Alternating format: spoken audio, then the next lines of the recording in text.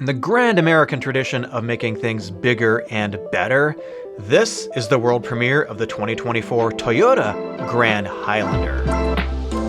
So this is somewhere between a mid-size SUV and a full-size SUV. This slots in above the RAV4.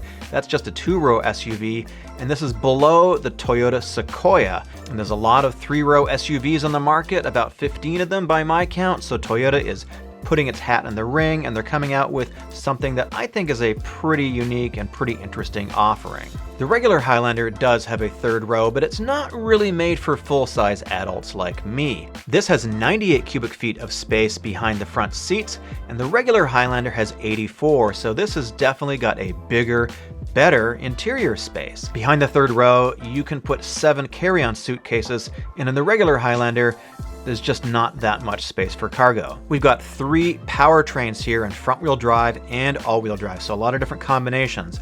The base engine is the 2.4-liter gas turbo engine. It makes about 265 horsepower, and you should get around 24 to 25 miles per gallon combined. Then moving up, you've got the 2.5-liter hybrid version.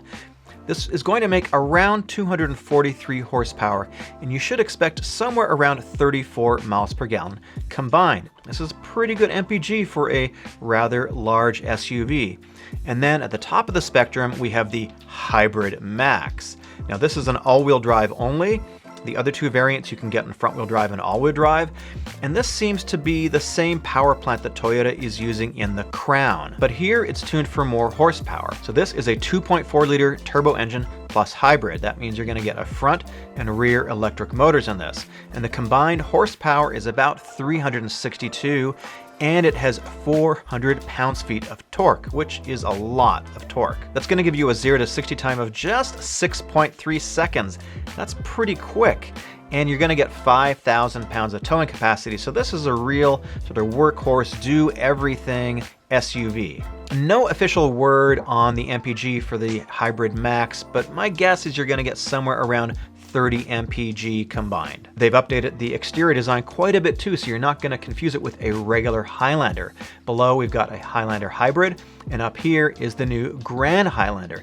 You can see the roof line on the Grand Highlander doesn't swoop down quite as much, so you can see the rear window here is quite a bit bigger, so we should have more headroom. And this is just a bigger vehicle than the regular Highlander. This is 201 inches long versus about 195, so this is 6.5 inches longer than the regular Highlander. They've also updated the nose quite a bit too. You can see we get a new front grille, which is larger, it is more angular, and it has more slats in it. It has sort of been more in line with some of the other Toyota products, and it's just a more chunky, sort of boxy, more imposing kind of look. They've also updated the rear quite a bit too, and we sort of go with the same styling motif.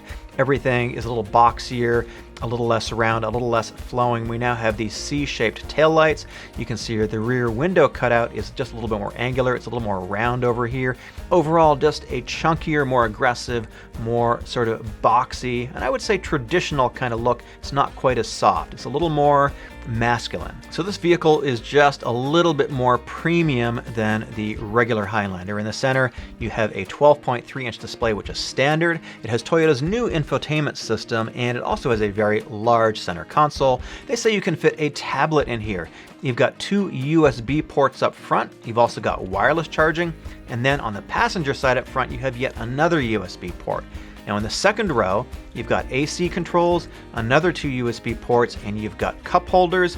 You've got another area for a smartphone, and then you've got drink storage holders in the doors. And in the third row, this is the biggest update of all, you've got now room for a couple of adults back here. In the third row, we now have 37.2 inches of headroom. That's up 1.1 inches versus the Highlander. We've got more hip room, we've got more shoulder room, and we have 5.8 inches more legroom, so that is very, very significant. Now this 12.3-inch display is part of the Toyota Audio Multimedia System, and this is designed in Texas. This is designed in the US, and if you haven't seen it yet, Toyota is rolling out this infotainment system across all of their vehicles slowly. And this is a big departure, and it's a huge upgrade from the current screens that we've been getting up until now. This is a fully touch-centric type design. And this is an over-the-air update type design too, so they're going to be able to update the maps and other things in the vehicle just over the air. And we get 13 cubic feet more storage space, and the overall cargo volume is also up by 4.6 cubic feet. You get Toyota Safety Sense 3.0. It does have voice commands, so you got wireless Apple CarPlay, you've got Android Auto, you've got a 4G hotspot, and this is going to come, at least initially, in 3 different trim levels. It's going to be starting with XLE, moving up to Limited, and then Platinum. There's no pricing yet, but the regular Highlander starts at $36,000, so my guess is that this is going to start somewhere north of 40. There's also no availability at dealers yet, but my guess is going to be somewhere in the third quarter, probably closer to the end of the year, as this is a 2024 model. I've got an in-depth review of the brand new Prius coming out in the next day. Hope you enjoyed this quick overview of the 2024 Grand Highlander. Thanks for watching.